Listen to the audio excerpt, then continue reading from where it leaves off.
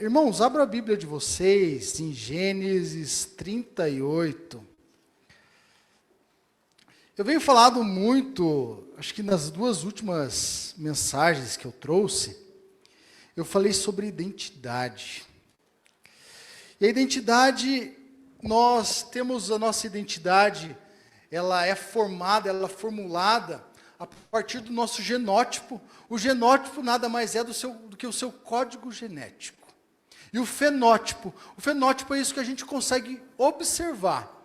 O cabelo enrolado, a cor de pele, a cor do olho, né? Se você tem um porte físico avantajado igual ao do Arione, ou se você é uma pessoa um pouco mais magrinha, isso é o fenótipo. Mas o conjunto dessas coisas nos dão a nossa identidade. E nós temos a identidade que não é só o genótipo e o fenótipo.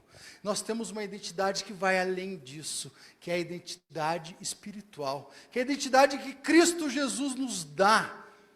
Ele morreu naquela cruz, nós cantamos isso, foi falado isso, para que você se tornasse filho. Se você aceitar o sacrifício que ele fez na cruz por você, por toda a humanidade, porque o desejo do coração de Deus é que todos sejam salvos.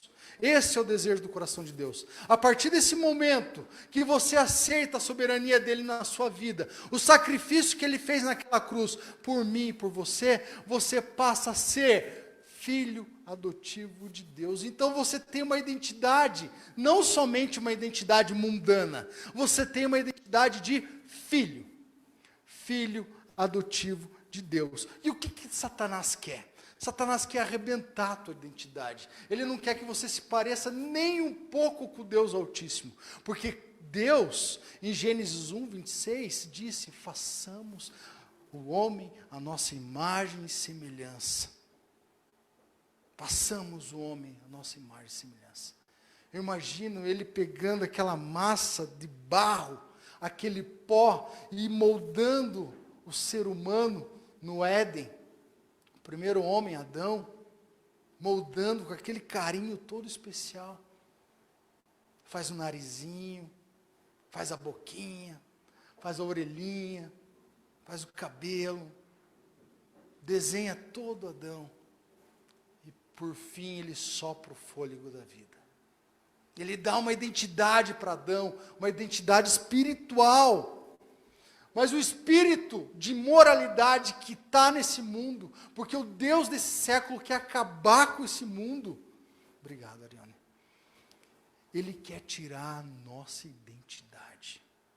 Ele quer acabar com a nossa identidade. Sabe, ele quer bestializar o ser humano. Tornar uma besta. Realmente é tornar uma besta.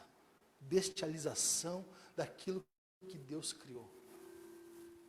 E por muitas vezes, ele consegue. Isso pode levar o ser humano a caminhos sem volta. A caminhos sem volta. Ele já fez isso na minha vida. Ele fez isso na vida de muitas pessoas já, crentes em Jesus. E uma frase que eu gosto, que é: o pecado não nos define. A tentação não nos define, mas sim as verdades de Deus em nós. Isso nos define. Isso vai nos definir até o último dia de nossas vidas. E eu quero colocar alguns sintomas aqui de faltas de identidade. O que a gente está vivenciando hoje é uma crise de identidade. É uma crise de identidade. O homem já não é mais homem, a mulher já não é mais mulher. Você pode ser aquilo que você quiser ser. Se eu quiser ser um pônei, eu posso ser um pônei. E tem um negócio que falaram assim, uma professora, ela estava ensinando, 2 mais 2 igual a 4. Daí o aluno falou, é 22. Não, 2 mais 2 é igual. Aí chamaram os pais do aluno, chamaram a professora. E quem que estava errada? A professora. E a professora ficou frustrada, porque aquilo que ela construiu estava sendo desconstruído. E chamaram a professora, e a professora foi mandada embora, e veio no contra-cheque o acerto dela lá. 3.300 o acerto. Aí ela perguntou, quanto que é o meu acerto? E responderam para ela, 3.300. Ela falou, não, é 6.000 reais. Todo mundo, por que é 6.000 reais? 3 mais 3 igual a 6. Né? E não 3.300. Então eu quero 6.000 reais. Ela fez a mesma coisa. Se ela ganhou, eu não sei. Mas o fato é que estão desconstruindo aquilo que a igreja está construindo. Nós sabemos, a igreja vai avançar. A igreja é vitoriosa. É vitoriosa. O evangelho só tem avançado. Mas muitas famílias estão sendo roubadas da sua identidade em Cristo Jesus. Então as pessoas estão perdidas no que elas são. E grande parte das pessoas tem facilidade de acreditar nas mentiras contadas pelo mundo. Eu já contei isso aqui. Se falam de qualquer outra religião que não seja o cristianismo, o pessoal está lá. O pessoal está orando, o pessoal está devotando, o pessoal está... Sabe? Aí você fala em Jesus, opa, Jesus não, aqui não.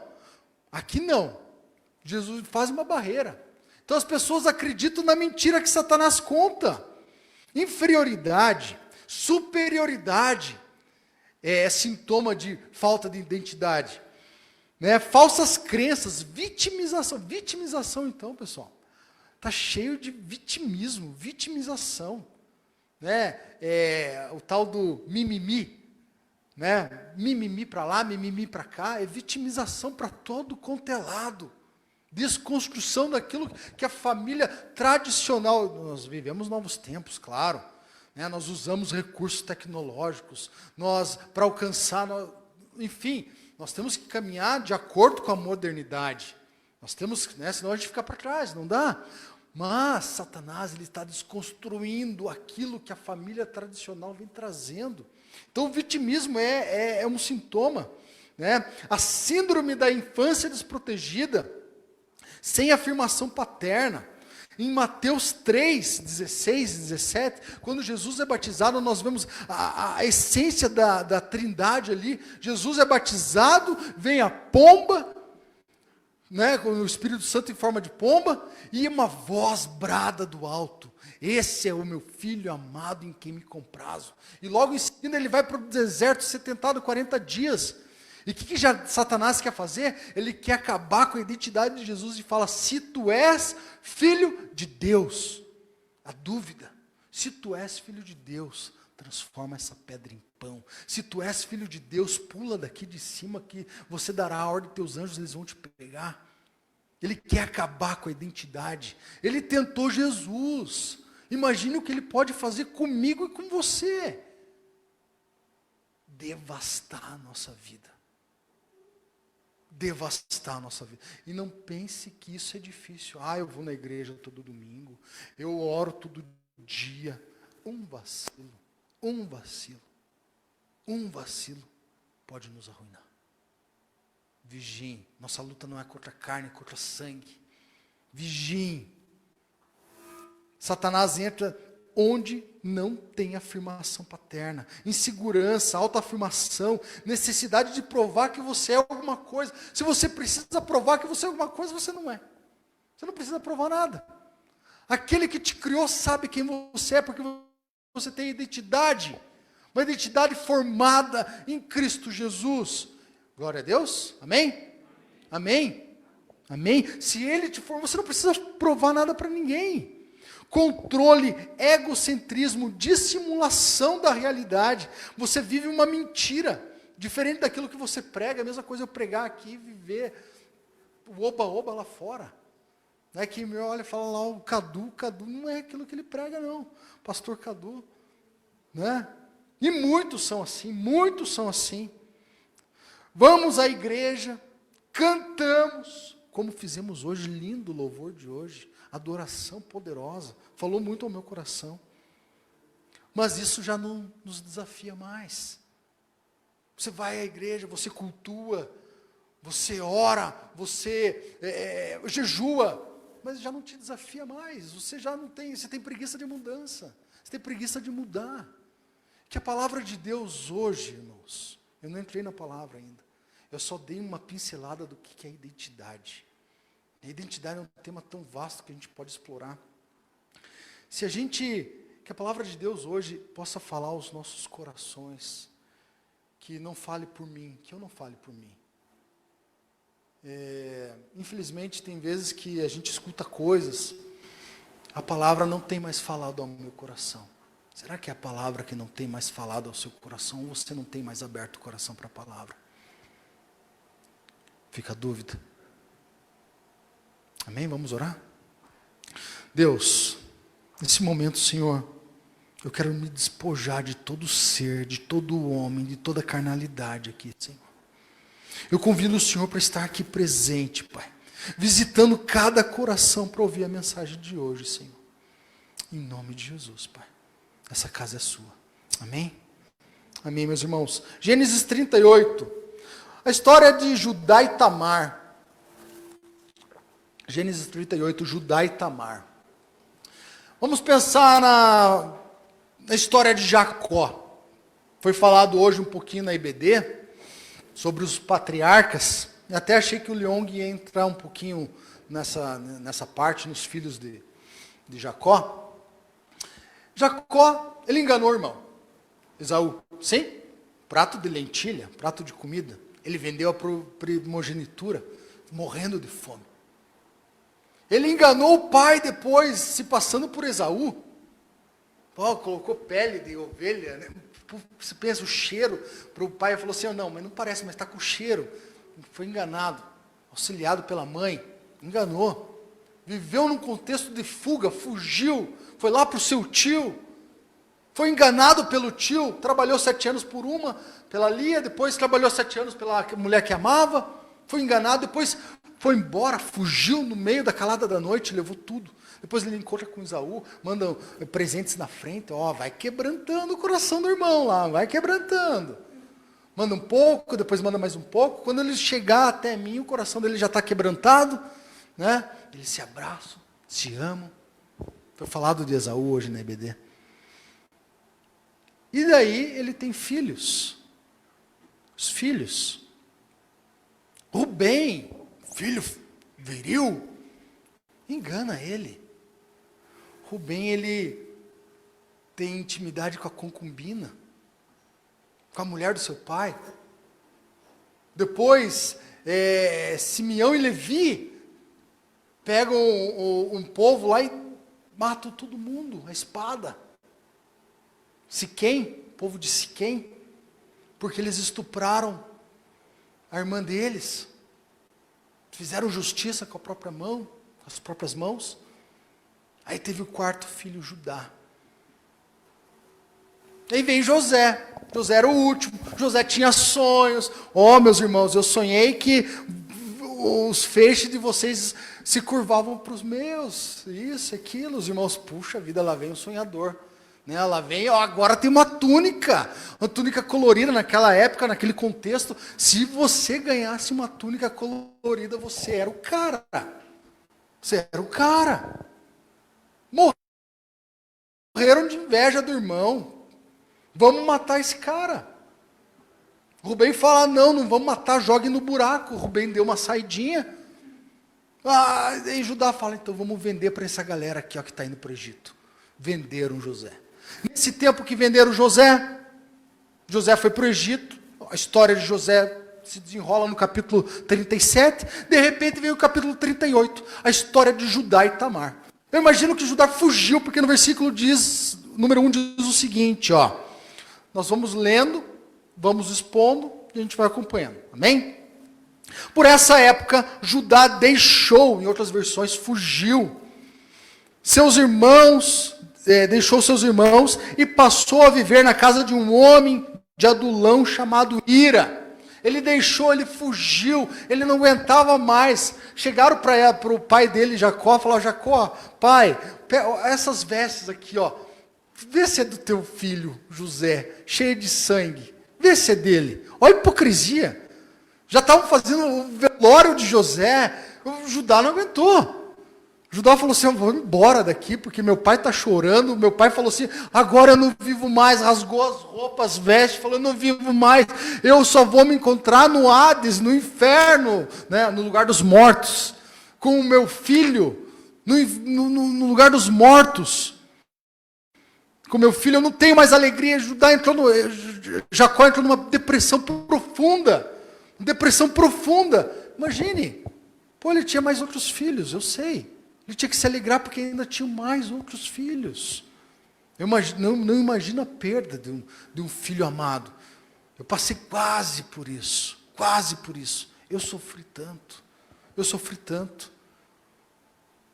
Mas Jacó perdeu um filho.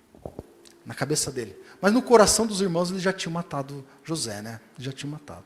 Então ele fugiu, né? E a fuga, a covardia, mostrava que ele estava com um manto de culpa. Fugiu para Adulão, versículo 2. Ali Judá encontrou a filha de um cananeu chamado Suá. Casou-se com ela e a possuiu. Olha o imediatismo disso. Casou-se e a possuiu. Pronto. Julgo desigual. Estava vivendo no meio de um povo que professava outra fé. Largou suas crenças, largou a sua identidade. Ele largou a sua identidade. E ele casou e a possuiu. E ela engravidou e deu à luz um filho, ao qual ele deu o nome de Tornou a engravidar, cometeu o pecado. Porque capítulos lá para frente, antes, já dizia que não era para eles se misturarem. E ele desobedeceu. Tornou a engravidar, teve um filho e deu o nome de Onã. Quando estava em Quezibe, ela teve ainda outro filho e chamou Selá. Ele teve a decisão voluntária de continuar errando. Como nós temos a decisão voluntária de continuar errando. O imediatismo, ele fugiu, o imediatismo, ele estava vivendo em idolatria. Decisão voluntária de continuar pecando é o nosso livre-arbítrio. Decisão voluntária de continuar pecando. Judá, versículo 6. Judá escolheu uma mulher chamada Tamar para seu filho mais velho. Fruto do pecado. Mas o Senhor reprovou a conduta perversa de o filho mais velho de Judá, por isso o matou. Eu imagino que ele deveria ser muito perverso. Muito perverso. Você acha que a sua vida é sua? Sua vida não é sua. Você pode acordar, decidir trabalhar para trazer o sustento para sua casa. Você chega em casa, toma seu banho, está no controle de toda a situação. Mas a vida não é sua. A vida é de quem criou.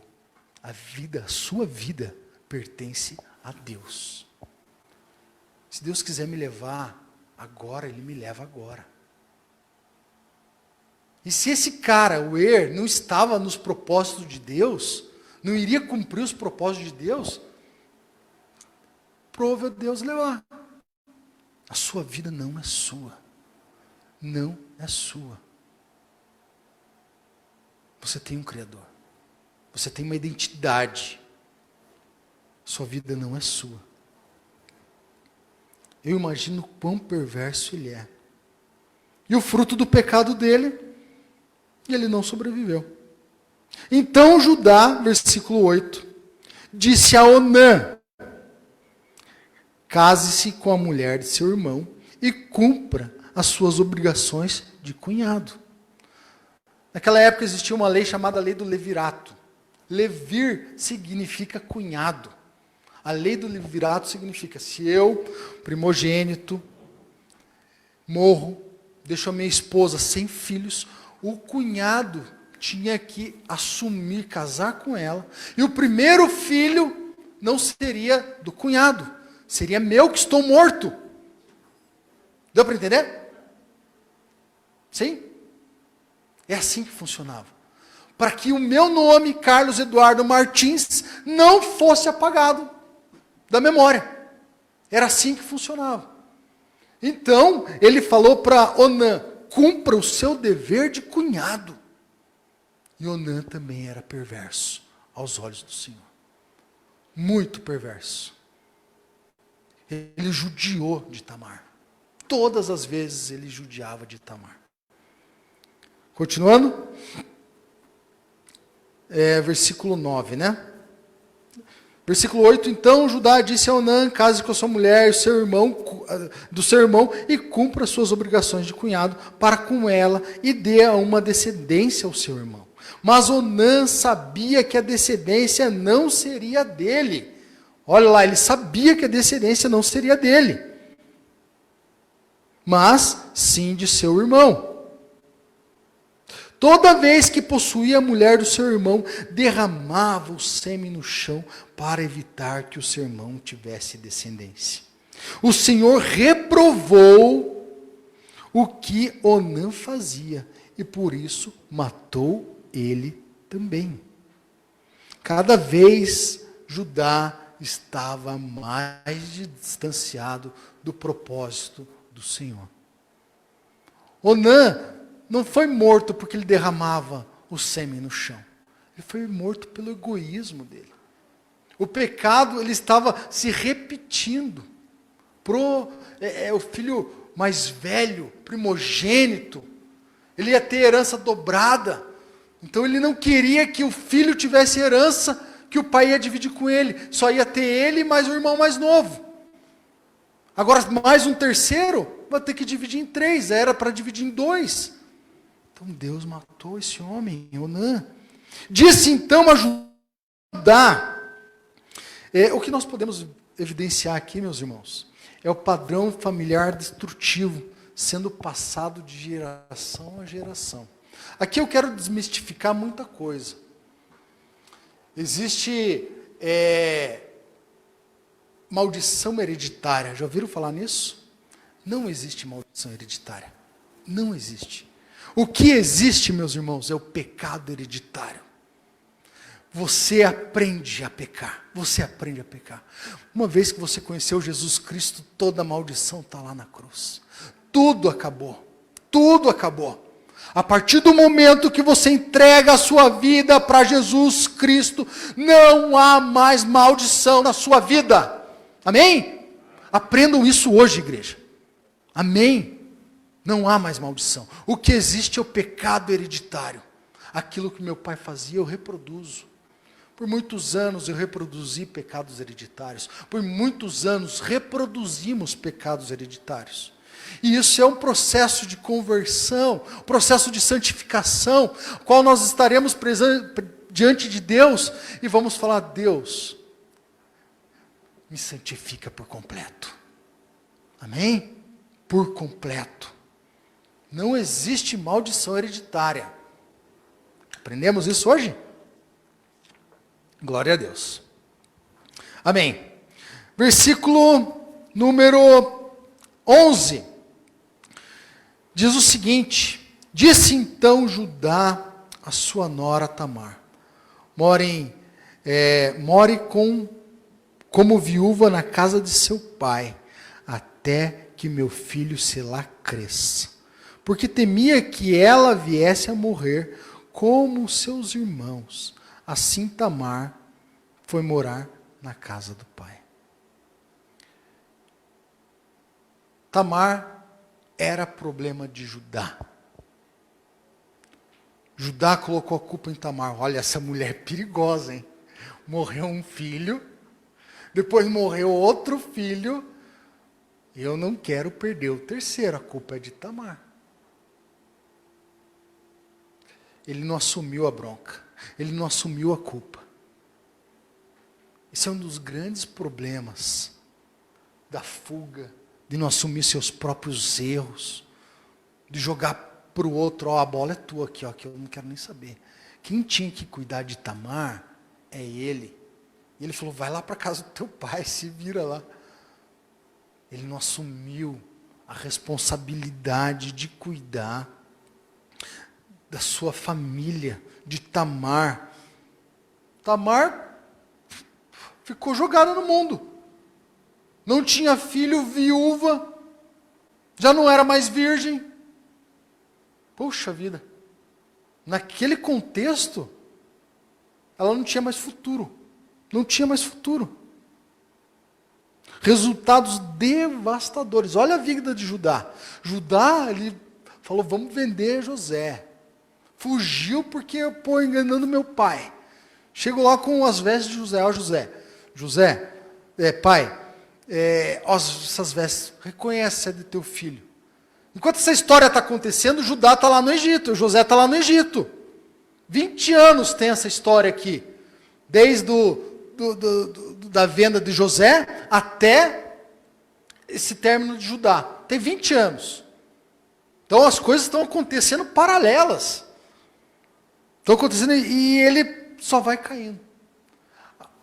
A história de pecado é uma escada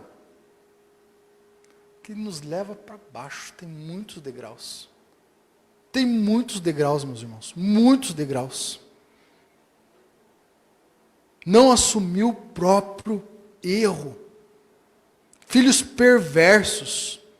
Mulher viúva. Engana a nora. Olha o contexto de Judá. Contexto devastador. Fugiu. Eu vou embora do país porque eu me queimei aqui. A história de muitos de nós, irmãos. História de muitos de nós. Vivo na mentira. Versículo 12. Tempos depois, morreu a mulher de Judá, filha de Suá. Passado o luto, Judá foi ver os tosqueadores do seu rebanho em Tímina, com o seu amigo Ira, o adulamita. Era uma festa que eles iam tosar as ovelhas, uma festa que acontecia uma vez por ano, e ele foi. E lá naquela época existiam as prostitutas cultuais, né? Que ofereciam sexo para adorar deuses, da fertilidade, da agricultura, da pecuária, e era assim que funcionava. E ele estava vivendo num contexto, olha só a decadência de Judá, ele estava vivendo num contexto pecaminoso, distorcido de tudo aquilo que os patriarcas deveriam ser. Mas Deus é maravilhoso, Deus é bondoso, misericordioso, e Ele não esconde nada de nós. Nada. Ele fala, a imperfeição dos escolhidos eu vou revelar para vocês. Porque vocês são imperfeitos também. Mas vocês também são escolhidos. Amém? É uma decadência só. Versículo 14. Ele trocou suas roupas de viúva, cobriu com um véu para se disfarçar, para se disfarçar, e foi sentar-se à entrada de Enaim, onde ficava no caminho de Timna. Ela fez isso porque viu que, embora Selá fosse crescido, o filho mais moço de Judá, ele não ainda lhe tinha sido dada em casamento. Judá cresceu o filho dele mais moço, ele tinha por dever e obrigação pegar aquele menino e levar para Tamar. Tamar, você vai casar, vai constituir tua vida, tua família, ele vai te dar um filho, porque esse filho ele vai trabalhar para você, vai arar a terra, e era isso, o contexto de filho é isso, o filho ele ia trabalhar para os pais. Uma família que tinha muitos filhos, ele tinha um exército. É assim que funcionava. Um pai, quando ele ia de frente com alguém, ele não ia sozinho, ele ia com seus filhos. Aí o cara olhava assim, puxa, 12 atrás dele, eu falava, opa, minha conversa vai ser diferente com isso aí. 12, ele tem 12. Vamos com cautela. Quanto mais filho você tinha, mais forte você era. Mais respeitado você era. Essa era a cultura. E eles foram para aquele lugar, moralidade rolando solta. Ela falou assim, o cara não se responsabilizou por mim. Me devolveu para a casa do meu pai. O filho mais novo cresceu. E ele eu estou aqui ainda. Então o que eu vou fazer? Eu vou me prostituir, vou me colocar um véu, vou me prostituir. Vamos lá no versículo 15. Quando a viu, Judá pensou que fosse uma prostituta, porque ela havia encoberto o rosto. Ela se disfarçou. Não sabendo que era sua nora, dirigiu-se a ela, à beira da estrada, e disse: venha cá, quero deitar-me com você. E lhe perguntou: o que você me dará para deitar comigo? Disse ele: eu lhe mandarei um cabritinho do meu rebanho. E ela perguntou: você me deixará alguma coisa como garantia até que eu mande? Até que mande esse cabritinho? Aí Satanás começa a despojar Judá. Ele tira tudo de Judá. Respondeu ela, disse Judá: que garantia devo lhe dar? Respondeu Tamar: o seu selo, o seu cordão e o seu cajado. Seu selo, o seu cordão e o seu cajado. Ele os entregou, e a possuindo, e Tamar engravidou dele. O selo era um anel. Um selo. Carta, documento, qualquer coisa, carimbava com aquele anel. Era a identidade, a origem dele. A tribo de Judá. Era aquele selo. O lenço era um cordão que ele amarrava o selo. E o cajado era um instrumento que retoma a autoridade que era feito pelo próprio portador.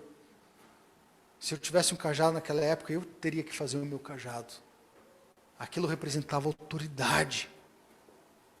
O anel, o selo, o lenço, a identidade fraternal, e o cajado, a autoridade. Satanás despojou ali Judá. E Satanás, ele está me olhando: ei, olha aqui, Satanás, ele está olhando para mim, para você, e ele vai falar assim: ó, é agora que eu vou despojar, vou tirar toda a identidade dele, vou tirar a autoridade que ele tem na família, que ele tem no trabalho, eu vou arrebentar ele nos vícios, vou arrebentar ele na prostituição, vou arrebentar ela onde você menos imaginar, eu vou acabar com a vida dela.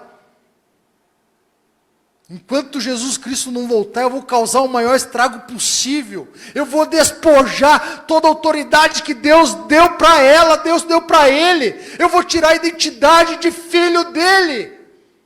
Eu vou tentar. Eu sei onde ele está olhando, eu consigo ler os movimentos, porque eu sou o anjo caído do céu, e eu vou acabar com essa humanidade. É isso que Satanás vai querer fazer comigo, com você. Em alguns casos já está arrebentando. Contexto de família já não existe mais. É só uma brecha. Satanás só quer uma brecha para acabar com a sua vida. É isso que ele quer, uma brecha para acabar com a sua vida. O apóstolo Paulo fala: aquele que está em pé, cuidado para que não caia. Ele tira o anel, ele tira o lenço, ele tira o cajado, ele deixa eu Judá nu.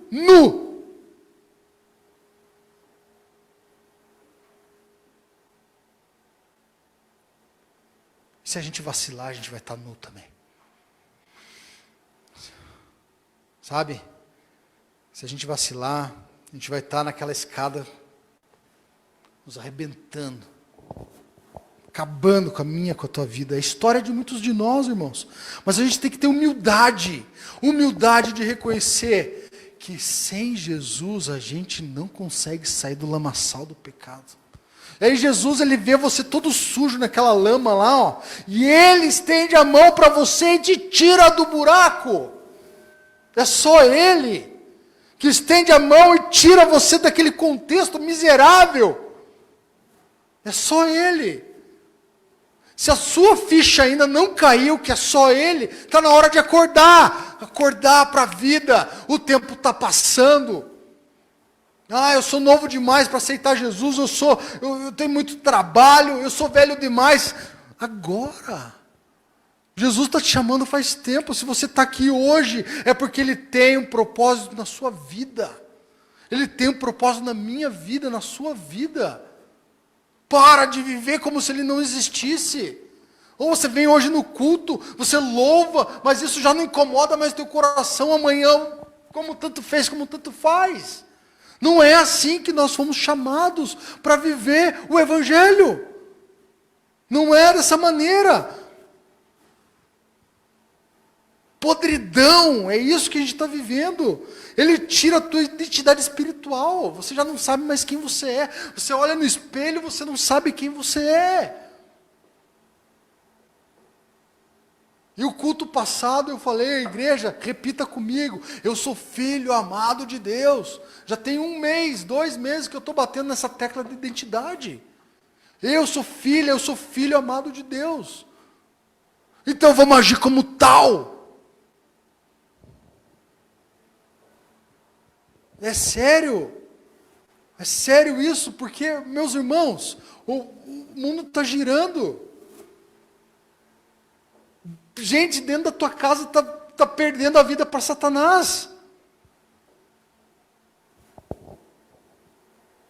Vamos acordar agora. Ei, vamos acordar.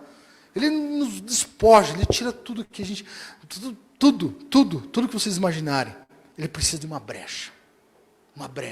Uma mínima brecha. Se tem uma brecha aqui, começa a infiltrar água, arrebentou a parede. Nossa vida é a mesma coisa. Começa a infiltrar o pecado. Judá mandou um cabritinho, versículo 20, por meio do seu amigo Adulamita, a fim de reaver a mulher, a sua garantia. Mas ele não encontrou e perguntou aos outros no lugar, onde está a prostituta cultual que costumava ficar à beira do caminho de Enaim? E eles responderam, aqui não há nenhuma prostituta cultual. Assim ele voltou a Judá e disse, não encontrei além disso, os homens do lugar disseram que lá não há nenhuma prostituta cultual. Versículo 23. Disse Judá, fique ela com o que lhe dei. Não quero que nos tornemos objeto de zombaria. O Judá estava se preocupando se iam zombar dele. A gente se preocupa demais com o que vão pensar. Você se preocupa demais se você vai levantar a mão para o pastor orar. Se você vai levantar a mão, você vai aceitar Jesus. Eu não vou lá na frente porque estão me olhando. Quem é evangélico, quem é cristão aqui nessa empresa, eu fico quietinho, porque eles vão zombar de mim. É isso que Judá fez. Escondendo o pecado, escondendo a vida dele, escondendo o Deus dele. Escondendo o Deus dele. É isso que ele se importava. Quando você não fala de Jesus para as pessoas, por que você não fala de Jesus para as pessoas que o Espírito Santo está mandando, ei, abra a tua boca e fala? Por que você não fala? Eu já contei uma história aqui que eu perdi um amigo, o pastor contou também, que perdeu um amigo. Agora, toda vez que o Espírito Santo fala, fale, eu falo, meus irmãos. Porque vai que essa pessoa vai morrer sem Jesus. Se não for você, lógico, pode ser outro. Mas se está falando, fale, professe a tua fé com atitudes. O que vão pensar de mim? Hoje, tô bonitão ou não? Tô bonitão, não tô? De gravatinha. Aqui ninguém nunca me viu de gravata.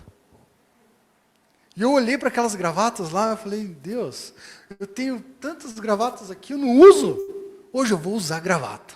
Aí eu desci a escada, né? Sabe aqueles bailes de formatura que desce aquela mulher bonitona, assim, as escadas, e o pai falou, nossa, que lindo. Cheguei assim, descendo as escadas, esperando que nossa, que lindo. O Davi fala, pô pai, você tá feio. Porque ele não está acostumado. Para ele foi um choque.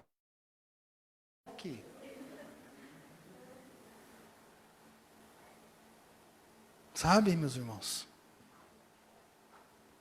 Com nossas atitudes. E eu sabia que eu ia chegar aqui na igreja e iam brincar comigo. E de fato brincaram. Me olharam, nossa. E se não brincaram, pensaram. Verdade ou mentira? Verdade, né? E é isso que Satanás quer. despojar você.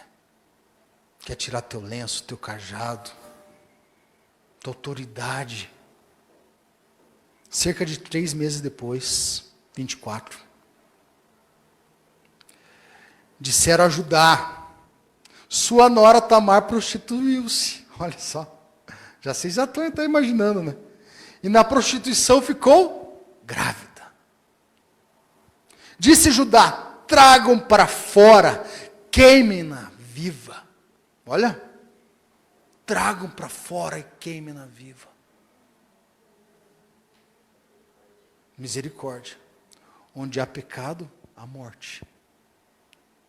Em Romanos 3, 23, diz: todos pecaram e carecem da glória de Deus.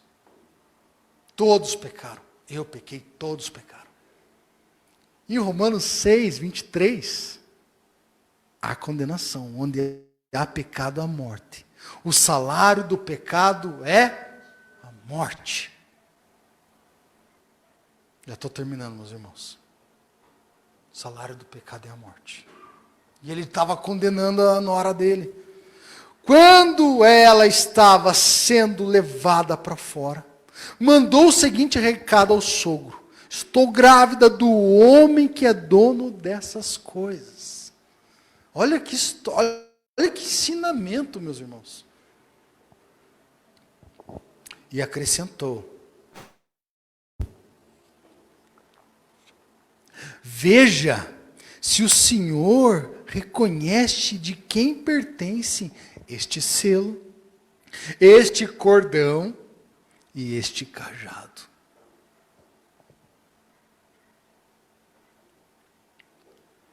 26. Judá os reconheceu. Ela é mais justa do que eu, pois eu devia tê-la entregue a meu filho Selá. E, olha só, vamos só até aqui. E não voltou a ter relações com ela. Parou de pecar. Parou de pecar. Você quer mudança de vida? Quer mudança de vida? Pare de pecar. Arrependimento, humildade. A decisão é 100%, ou é ou não é. Ou você deixa de fumar, ou você não deixa. Foi assim comigo, eu deixei ou não deixei. Ou é ou não é. Você deixa de pecar, tem que... Lógico, meus irmãos, você vai pecar até o último dia. Porque você é carne. O único ser perfeito é Jesus. O único perfeito é Jesus. Cris, você pode vir aqui, Cris, por favor? Mas deixe de pecar, galera. Se o crente pecar é um deslize, mas viver 1 ano, 2 anos no pecado é morte.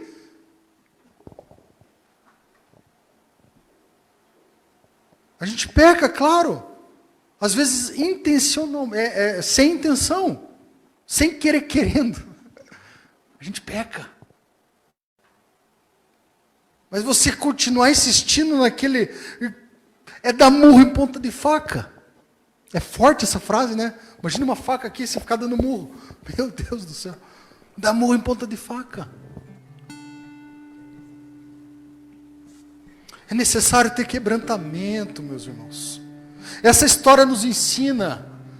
Ele não falou assim, ela é mais justa do que eu, porque ele é bonzinho. Olha o contexto dele para trás.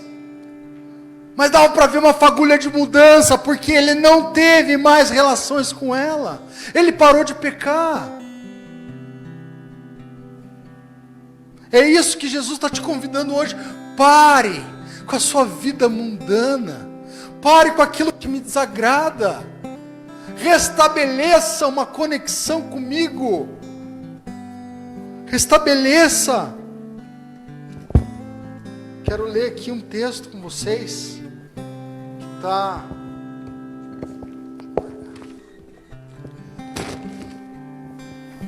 Lucas 15, versículo 20. A seguir, levantou-se e foi para o pai. Estando ainda longe, seu pai o viu e, cheio de compaixão, correu para o seu filho, o abraçou e o beijou.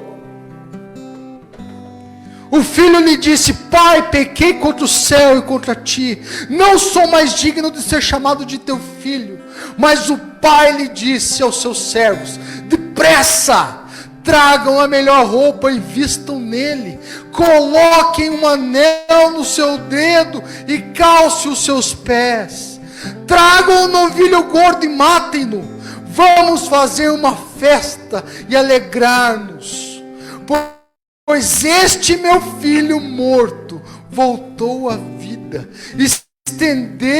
estava perdido e foi achado. E começaram a festejar com o regresso. É isso que Deus quer colocar no seu dedo hoje, um anel. Ele quer reatar com você. Ele quer colocar um anel, Ele quer restituir o seu lenço e o seu cajado, a sua autoridade espiritual.